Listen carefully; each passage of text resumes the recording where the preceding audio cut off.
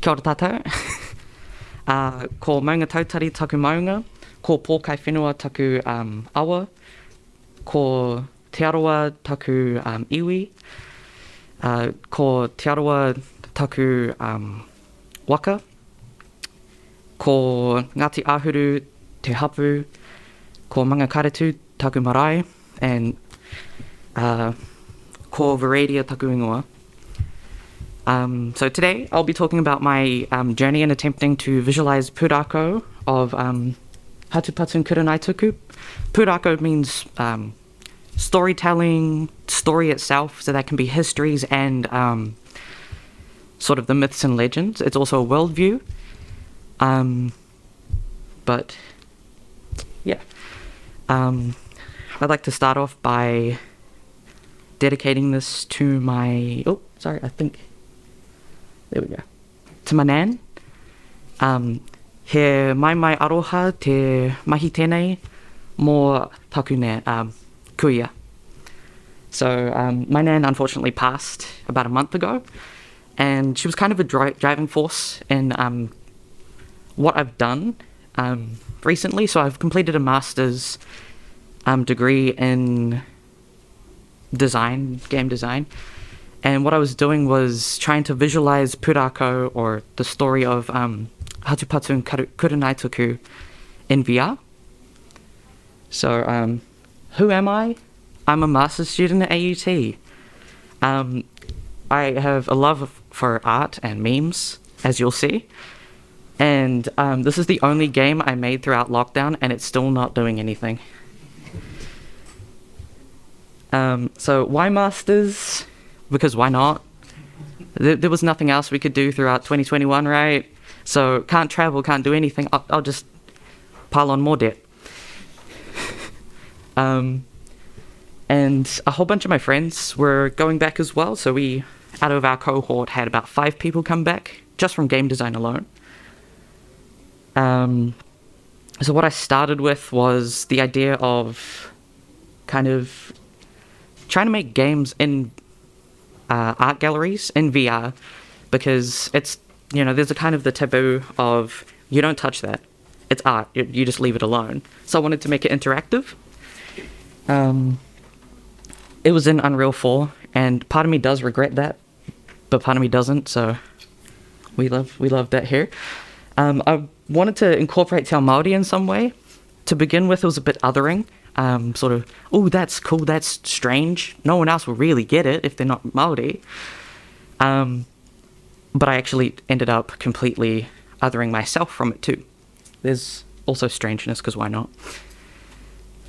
So this was kind of what I started with my undergraduate.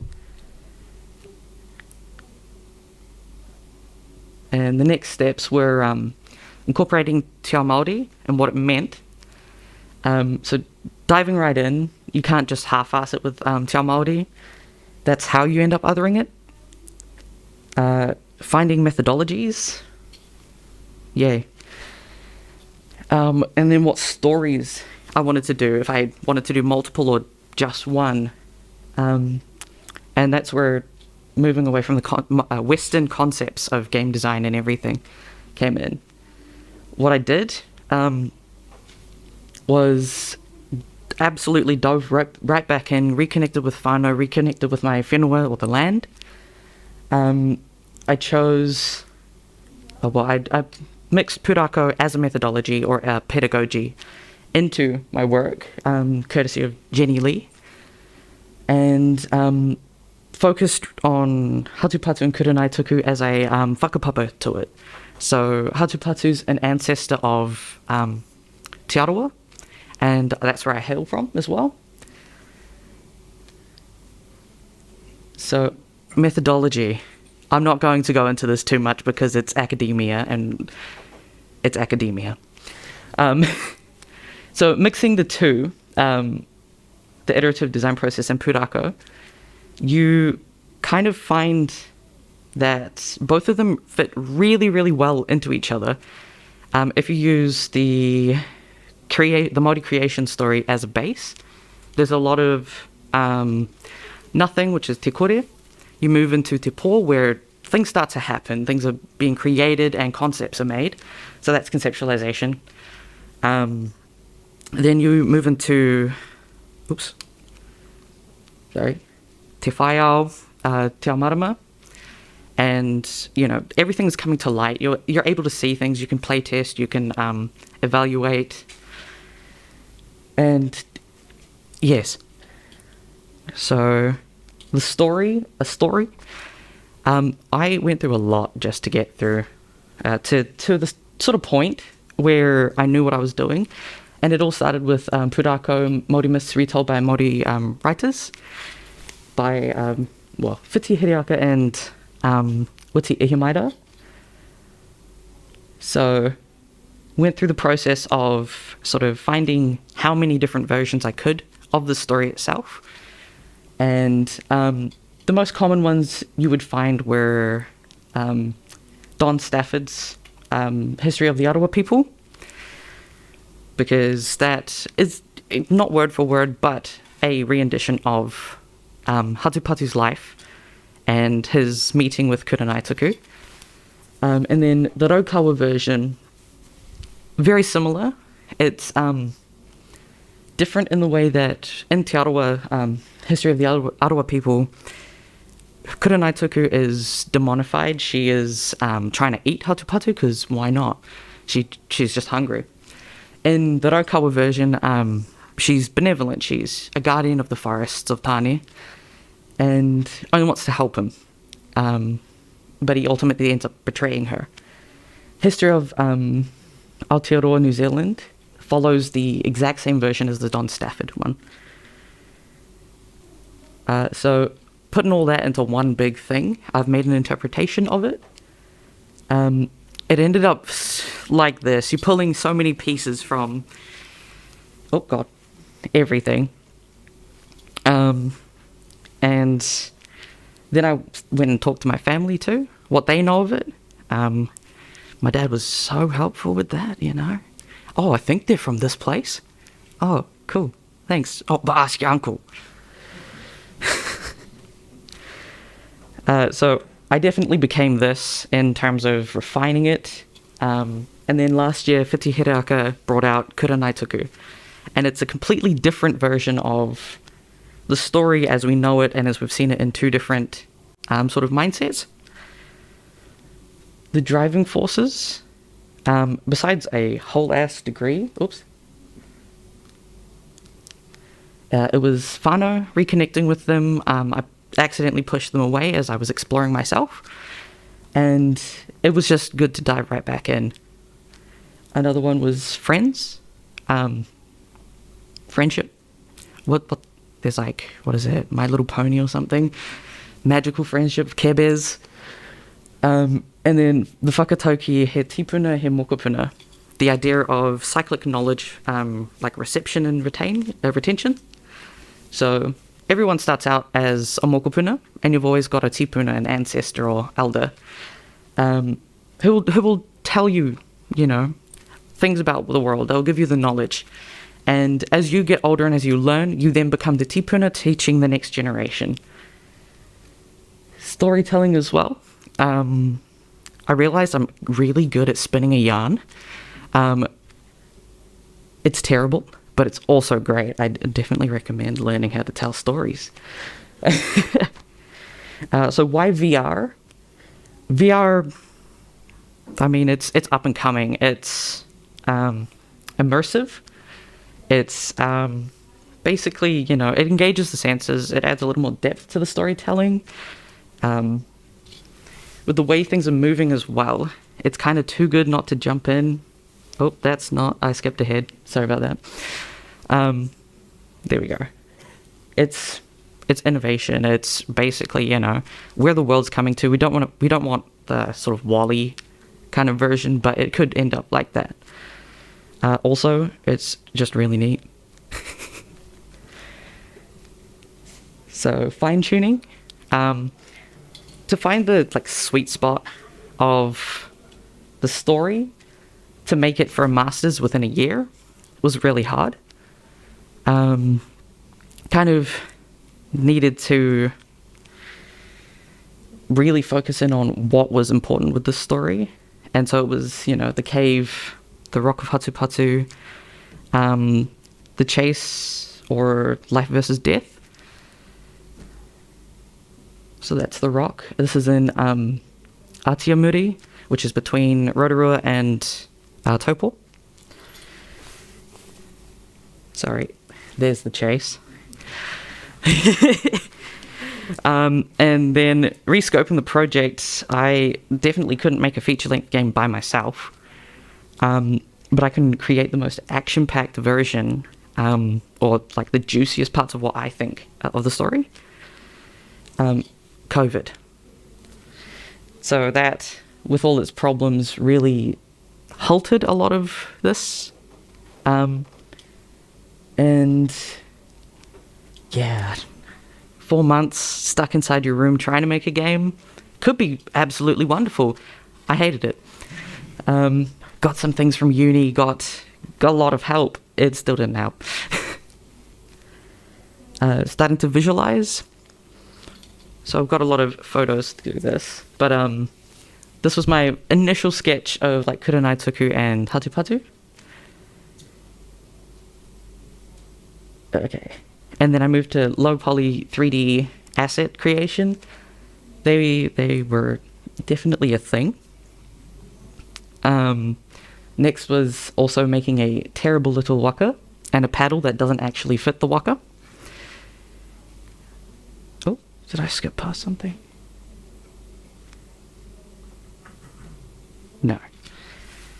Research trips. So I was able to, on 3 separate occasions, go to different sites that probably would have correlated with what was in the story. Obviously, about 800 years ago is different from today, but you can get a sort of sense for it.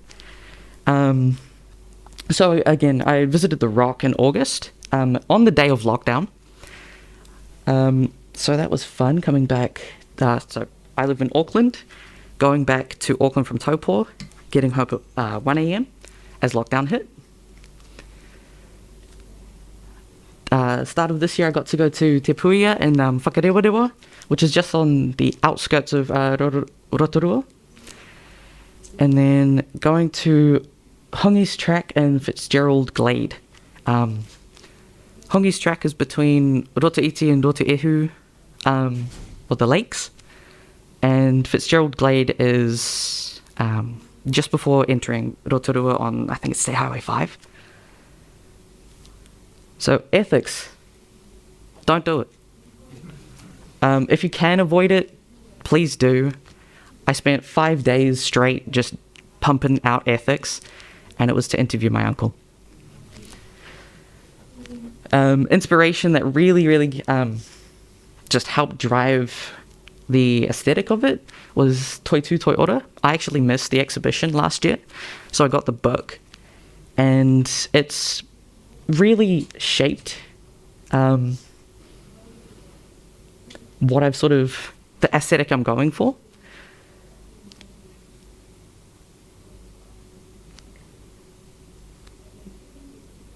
I did Co-Starters with AUT. Co-Starters is a business startup course sort of thing that you can do, and it kind of helped shape everything. It also produced a prototype that it's sitting there. Basically what you do is you go through this sort of canvas, you go finding out who your customer would be, what the problem is, what your solution is to this. Is anyone else doing this as you know it? What's your benefits? How are you going to get it out there? What do you need to start it? And what are the ongoing costs? I have too many costs for this, so it's not starting yet. Physically crafting Kurenai Tuku. So instead of just going into the digital space like you could, I'm an idiot, and I chose clay. And so I kind of had to, concept her, and this is what my rendition of her looks like. She is completely half human, half bird. She's based off of the Verradia, the NZ bush falcon, and she kind of has raptor-like feet just because. So this is the process of making her. She's still incomplete. But you can kind of see all the detailing on it. I both love and hate the process of it. My supervisor said I could call it the feather factory because of how many damn feathers she has on her. And there are new updates. Her legs are covered, but I didn't have that by this time. So this is also her dwelling, or her whare. She, from different retellings, either lives in a cave or just in the middle of a forest. I chose the cave just to sort of make it more a space where she lives in. Oops. And that's where her and Kurenaituku sort of cohabited for a while. So this is the process of making a cave physically as well.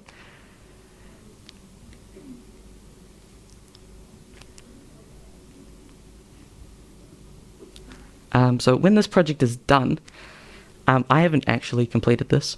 I still have a month for my project. I literally handed in my thesis yesterday at 7 p.m.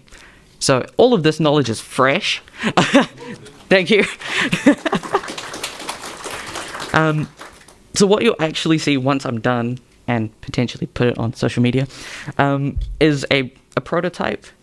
I hope to get it into VR just so that you can actually experience everything. Kurenaituku and her cave should be finished. Her cave has since been finished, since creating these slides. It looks a lot better than the half clay mess there. And scanning it from my phone was not a good idea, but we do what we do. And I plan to have a sort of interactive opening where you sort of go through the creation story. So you go from Te Kore into Te Po. So I guess you go from blackness into a starry sky, and you find yourself in a waka.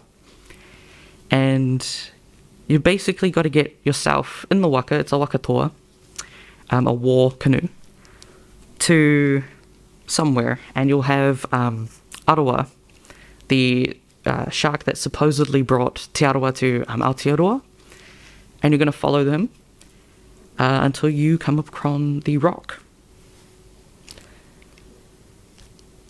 Future editions, more of the story. This is going way past Masters. This is doing it in my own time. I'd like to feature the whole story if I can, just so it's a start, you know. I do want to add more interaction with the environment too. So far, it'll just be linear, predetermined route that you have to take. There won't be too much free movement in that regard, so you can look around, you can do a couple things, but ultimately you're just following what I'm making you follow. And then way into the future, once I don't know, start my own business or something, do more pūrākau that I whakapapa to, am connected to, and then moving outwards more and more other stories. So I'm a bit early with this, but if you wouldn't mind scanning the code, it's just a little sort of feedback form / expressions of interest to sort of gauge how interesting it would be. I've approached it from a very academic sort of space. Yeah.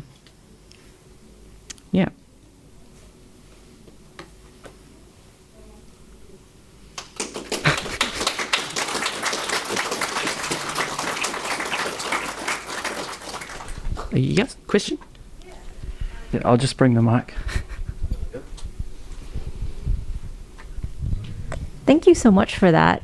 I really appreciate that you touched on the design and methodology, and from that perspective, in terms of teaching design and methodology to students, I'm wondering if you could talk a little bit about Tikanga and how we can use that to teach design and methodology, and you know what you've done to a group of diverse students in a classroom setting, either undergrad or postgrad specifically, because I do find that, I want to be able to invite all the students, regardless of their background, into process, but also we have to proceed carefully and respectfully and not, not cherry pick ideas. So yeah, would love to hear your thoughts on Tikanga, if that's a way to allow other designers entry into this process. Yep. So with Tikanga, was it around sort of this or the methodology that I've sort of gone into? Either or, whatever you want. Yeah. With a lot of kaupapa Māori and kind of just in Te Ao Māori in general, there's a sort of openness to everything. So if you come in with an open mind, you're bound to get something out of it. In terms of like kaupapa Māori,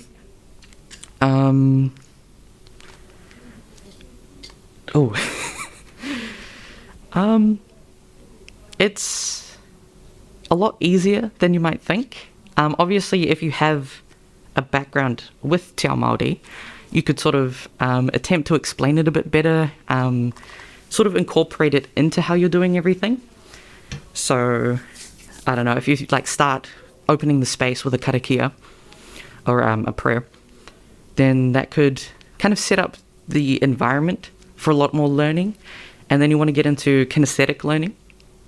So basically applying it straight away is one of the best ways, I think. I myself, when sort of not coming up with a methodology, but looking into the methodology, I found I had to just dive right in.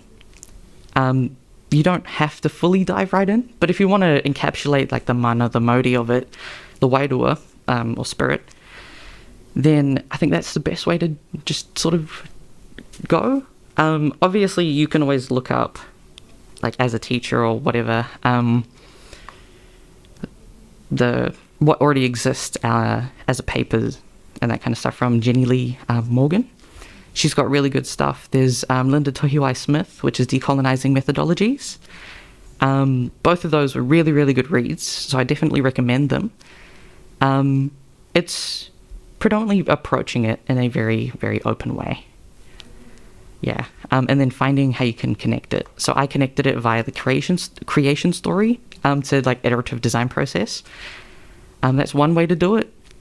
There's Hikoi Te Whenua, or Walk the Land, where you walk and talk upon the actual land of, say you're putting that into a virtual space, or just talking about it. Because there's a lot of sort of feedback that you can get, and it's a lot of open bouncing back and forth of information. Yeah, thank you so much. Did I answer your question all right? Yeah, that's great. Sorry. Was there anyone else?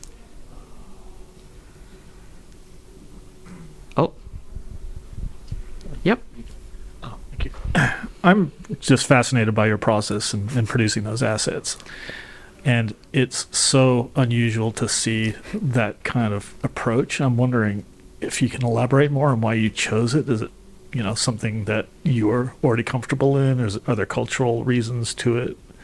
Just if you could elaborate, why you chose to do it that way. Also, perhaps if you're looking for some sort of aesthetic look in the finished product, that might have, come about because of that. So, sorry, that was on my process of creating everything.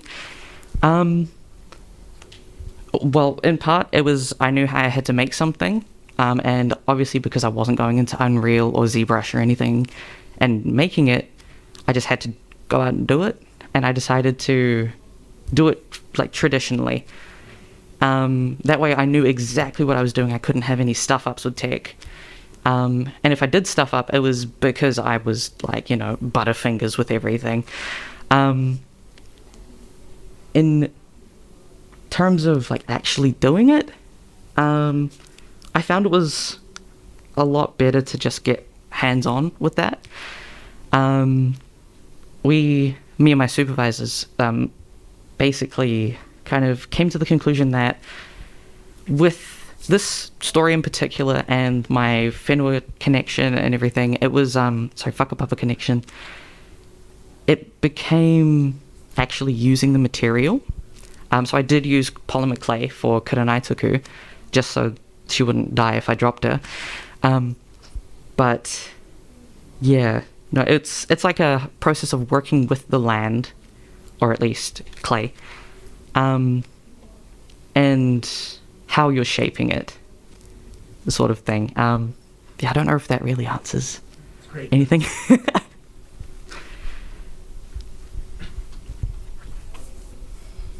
Hey, do you have any plans for the near future one to actually bring anyone else who might be interested on board, or do you just want to stay solo with it? For now, because I haven't actually finished Masters yet, it's by myself, just because it's a bit too late to be getting people on board without ethics, to say that I'm not abusing these people. But after that, I'm very open to the idea because I know I can't complete it by myself. I can get to a point, but I definitely need the skills of other people. I don't necessarily know everything about like Maya or Blender. I've touched on it, and that's about it. Yeah. I think we've got time for one more before morning tea, if anyone else wants to ask something.